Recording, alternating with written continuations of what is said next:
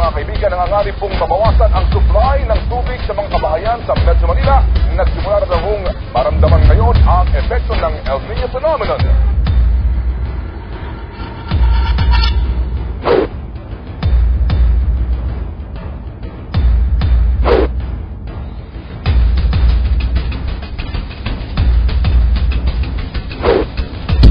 Dinadaan ng Pangulong Fidel P. Ramos na nagbigay ng pahintulot sa MWSS para pumasok sa mga katuruan para sa partisipasyon ng pribadong sektor sa operasyon ng MWSS.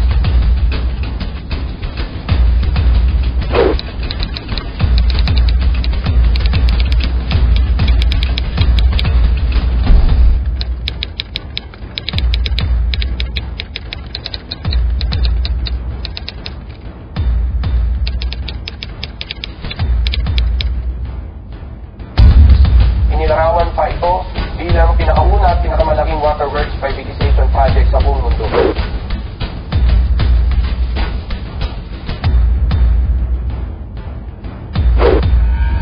The greatest accomplishment has been to bring back the Filipino sense of self-respect and pride.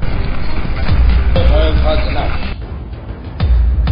I knew this violence was never going to end unless I declared an all-out war. I will fight for the ordinary Filipino. The nation comes first. There is much to do as head of state to the very last day. Eksaktong 15 taon na ngayon mula ng pagtibayin ng concession agreement. Kamusta ang privatization? Noong 2009, ang buong payroll ng MWSS ay 51.4 million pesos. May mga additional allowances at benefits pa sila na aabot sa 160.1 million pesos. Ang karaniwang manggagawa, hanggang 13th month pay plus cash gift lang ang nakukuha. Sa MWSS, aabot sa katumbas na mahigit sa 30 buwan ang sahod. Mas matindi po ang natuklasan natin sa pasahod ng kanilang Board of Trustees. Kada isa sa mga ito, 98 mil. Sa suma total po, aabot ang lahat ng 2.5 milyong piso kada taon sa bawat membro ng board, maliban sa pakotse, technical assistance at pautang. Ladies and gentlemen, I rise today on a matter of personal and collective privilege to exhort all of you here present today to join me in my advocacy of ferreting out the truth about the serious water shortage in Metro Manila, which plagued us a couple of months ago. An imbroglio that has unexpectedly revealed some persons' greed at their finest, while most Filipinos tried to suppress their thirsts, endured the stench of stinking toilets, and even skipped their bathing rituals amidst waterless faucets in their own homes. Ang mga ahensyang natasang tumugon sa mga ito, kundi man binabato ng kontrobersya, ay nababalot naman daw umano ng anomalya. May pag-asa pa bang mapawi ang uhaw sa maraming kabahayan?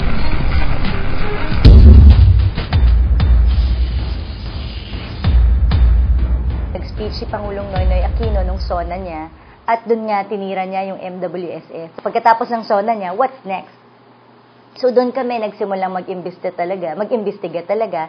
At doon na, nung ako ay nagpupulong na, doon ko nakita na marami pala sa mga mahihirap nating kababayan napuputulan ng tubig. Dati ang alam ko lang napuputulan, kuryente. Kasi yun ang mahal. Ang tubig, parang hindi ako makapaniwalang may napuputulan ng tubig.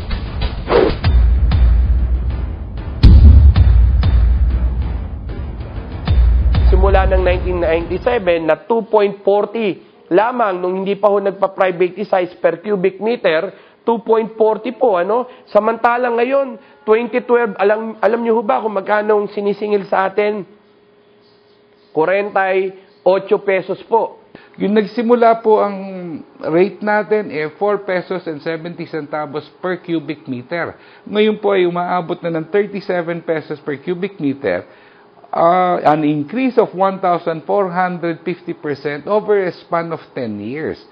Kahit sino po siguro magugulat bakit ganito kalaki ang sinisingil ng concessionaires natin. Paano ba ang komputasyon ng tubig sa atin nitong mga konsesyonaryo ng Maynilad at Manila Water.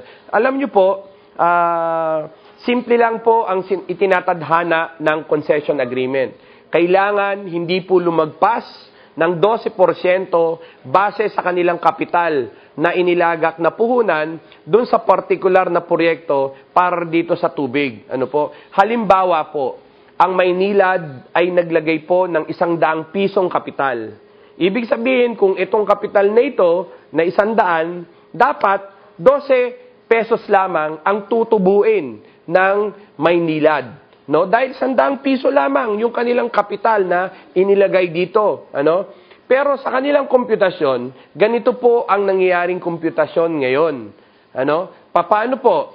Maynilad, 100 piso, plus Manila Water, 100 piso, plus yung mga ari-arian, yung mga pasilidad ng buong MWSS o ng ating gobyerno. Ibig sabihin, 100 plus 100, at kung yung pasilidad na yun ay 800 equals 1,000, doon lamang ho nila kinukompute yung 12%.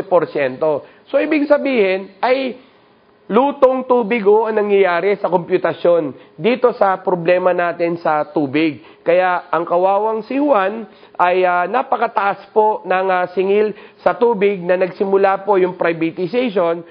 The public is not heard through sound public consultations with transparency and accountability in the setting of tariff rates to be paid by consumers. The rate or tariff fixings, and there is no publication notice, and there is no general participation by the public in the rate rebasing exercises provided in the agreements and in the MWSS public disclosure documents. Una-una, bakit hindi nakahiwalay ang regulatory office na ang pakiramdam ko, ito ang punot dulo ng lahat. Hindi independent ang regulatory office. Na yung regulatory office, recommendatory lang siya. Bawat rekomendasyon niya, pwedeng baliktarin ng board.